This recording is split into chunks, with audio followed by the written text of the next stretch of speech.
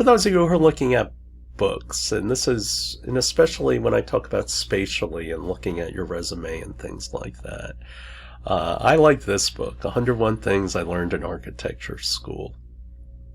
And what's shown below is an example, and it's just giving you perspective of trying to look and think about things in space, that it has 3 dimensions.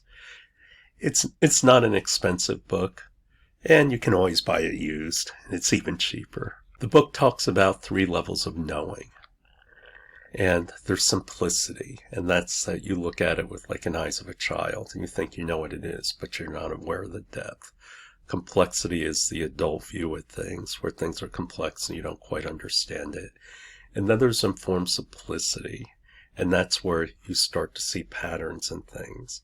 And subsequently, that's the story you use when you write your resume and everything else. We have some housekeeping. I kind of screwed up. I thought this was due next week, and as it turns out, today's the day.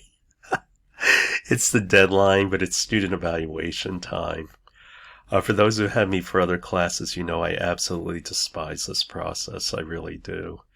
And that said, if you think about what would I need to do to get good student evaluations, is you would make the course easy. You would make a lot of things optional. You would let students come and go as they want. And to me, the purpose of being a teacher is not to be popular. The goal of a teacher is to make you uncomfortable, meaning to push you. And that's how you learn. I should care about this because the university actually places a lot of importance on this. The upper management looks at it. They use it for reviews and things like that. And we're lecturers. We're on year-to-year contracts. And so having bad reviews can actually do you in. And so in that sense, because it impacts my career at ASU, I should care about it. But on the other hand, I don't care about it. So a good review helps me. A bad review hurts me. Yeah, fill it out. Don't fill it out. The choice is yours. But I thought I'd talk about what it's all about. Another tip I would give you moving forward is try to be less ordinary. Every day in your life you could be ordinary, or you can challenge yourself to do a little more. An example is Dr. Cho is a minister. I am a minister with the Universal Life Church. We love everybody. Christians, Jews, Muslims, Hindus. We love everybody. That's the kind of church I can sign up for. But as it turns out, my niece asked me to marry them. So I became an ordained minister. And then I looked at the wedding vows, and the wedding vows are actually kind of depressing, for better or worse, for richer or poorer, till death do us part. I mean, that's all kind of grim. So what did I do for my niece? I rewrote the vows. And what I did is I thought about my own wife and what those relationships actually mean. And so who is your spouse? My constant friend, my faithful partner, and my love from this day forward. That's the way I looked at it. Something more soft, something more gentle. Instead of saying, until death do us part, what about through all our mornings and the years that life brings us? You can be less ordinary. It's your choice whether or not you want to be. One thing I say about my classes is my goal is the one. I mean, if I could teach you 1 or 2 things that you can carry through your life that's going to help you, then I've done my job. And why do I say that? Because to me, those are the great teachers. I don't remember a lot of the stuff I learned at MIT. I don't use it every day or whatever. But there have been a few teachers that have had a very big influence on me. One thing about me becoming a teacher is that nobody just becomes a teacher. Somewhere along the line, there were influencers. There were people who changed how you looked at things. And these are the 3 greatest teachers in my life. The first one I'll talk about is Dr. Ilona Carmel. She was my writing teacher at MIT. Now, she had a number of physical challenges, and I always thought they were like birth defects or something like that. And as it turns out, it wasn't that at all. Dr. Carmel survived Buchenwald. She survived a concentration camp. And she had problems with her legs, and I thought it was, from birth or genetic. And as it turns out, she got run over by a tank. And she took 2 years to learn how to walk again. And yet, despite all this tragedy and losing a lot of her family, she was one of the most life-affirming people that you'll ever meet.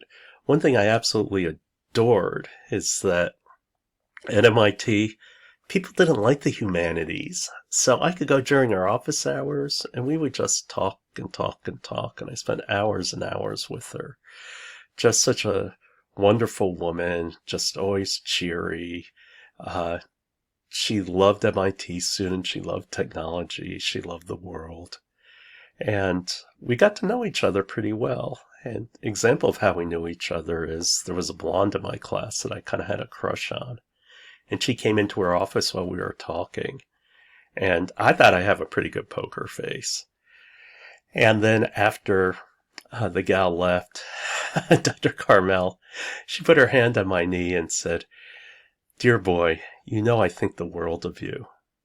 But she's out of your league." She was actually right. Anyway, Dr. Carmel said to me, how do you want to be treated? You're going to get an A, so I can give you your A, tell you nice things about you, and then you can go on your way.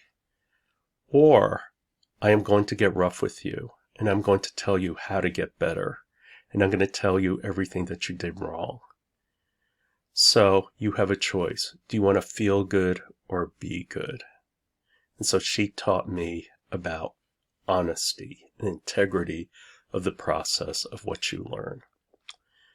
Catherine Moran had a very interesting career. She started out as a nurse, and then she got a brain tumor, went back, got her master's degree in English.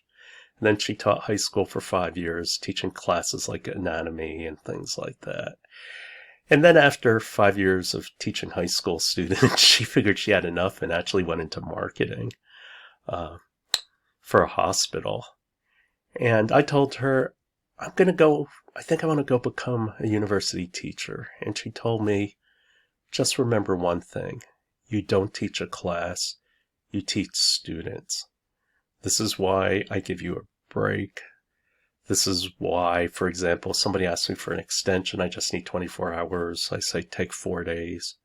And the reason why is because then you can pick the time when you want to work on it and that you can focus on it instead of just rushing. I'm trying to give you the best learning experience as possible. Catherine Moran is a person that I listen to. It's really hard to find good counsel in life. And she always has my best interest in mind. She tries to make me a better person, and she has made me a better person. In fact, I thought so much of her, I married her. Catherine Moran is my wife. Marilyn Katz was my junior high school science teacher.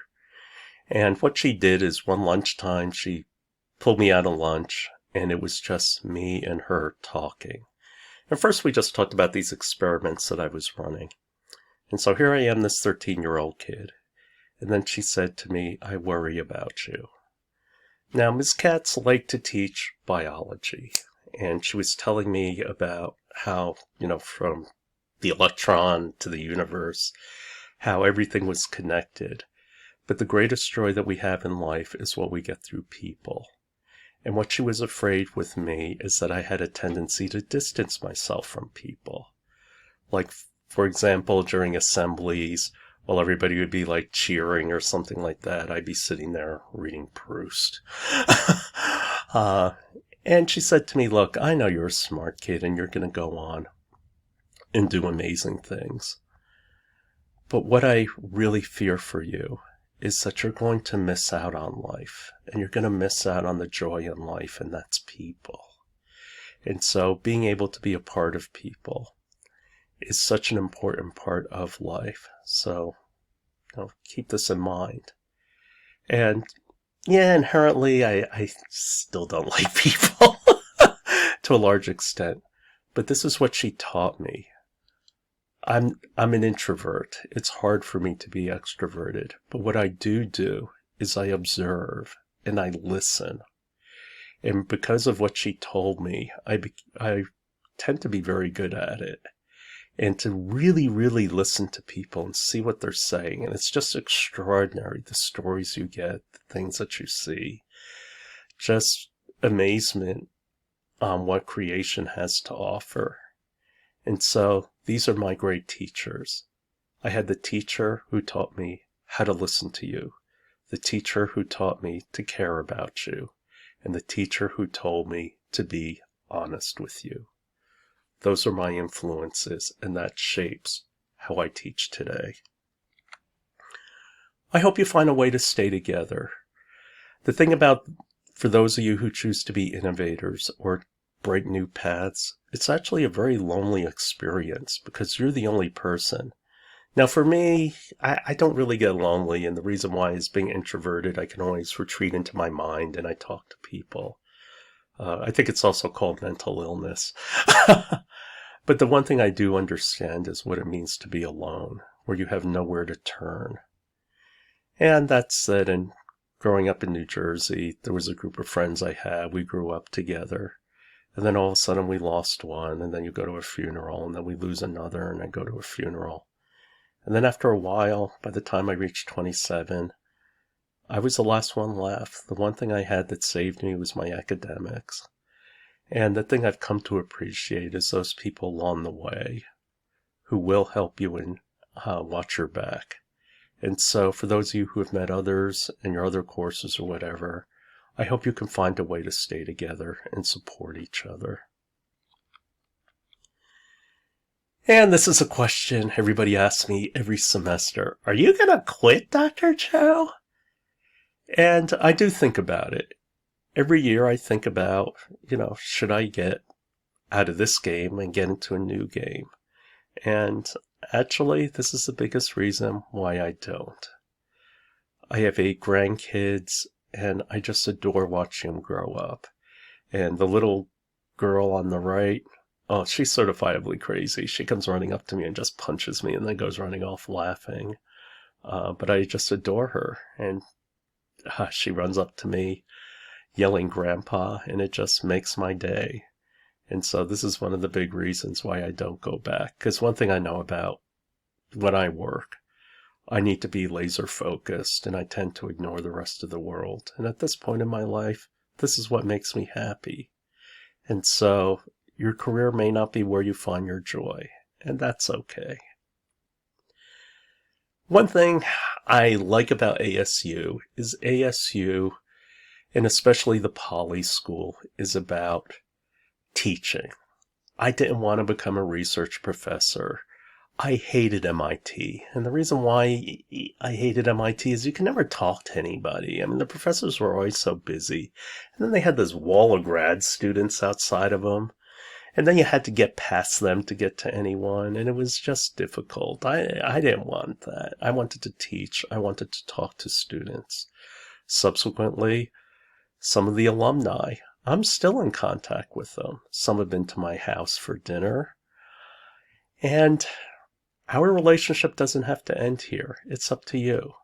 But if you need me, I'll be there for you.